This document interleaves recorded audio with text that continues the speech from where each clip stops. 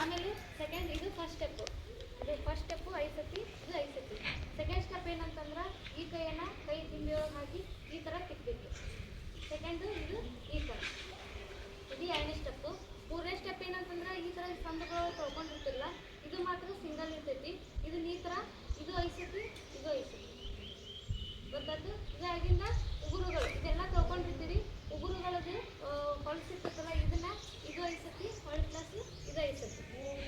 ಇದನ್ನ ಮಾಡಿದ ಇದು ಕಪ್ ಆಫ್ ಸ್ಟೆಪ್ ಒಳಗೆ ನಮ್ಮದು ದಿಂಬು ಅಂದ್ರೆ ಉಷ್ಟು ಜಾಯಿಂಟ್ ತನಕ ಬರುತ್ತನ ಏನು ಮಾಡ್ಬೇಕಂತಂದ್ರೆ ಇದನ್ನ 5 ಸತಿ ಹೀಗೆ. ಆಮೇಲೆ ಇದನ್ನ 5 ಸತಿ. ಆಮೇಲೆ ರುಷ್ಟು ಜಾಯಿಂಟ್ನ ಅಷ್ಟು ಸಾಬೂನನ್ನು ಹಚ್ಕೊಂಡು ಮತ್ತೆ ತೊಳ್ಕೊಂಡು ಈ ಥರ ನಾವು ಹೊಳೆ ಮತ್ತು ಬಟ್ಟೆ ಒರೆಸೋದಾಯ್ತು ಅದನ್ನು ಮಾಡಬೇಕು. ಯಾಕಂದ್ರೆ ಗಲೀಜು ಇರ್ತೈತಲ್ಲ, ಮತ್ತು ಒರೆಸೋದ್ರಿಂದ ಏನಾಗುತ್ತೆ ಅಂದ್ರೆ ಇನ್ಫೆಕ್ಷನ್ ಆಗ್ತೈತಿ. ಆಮೇಲೆ ಸಂಡಾಸು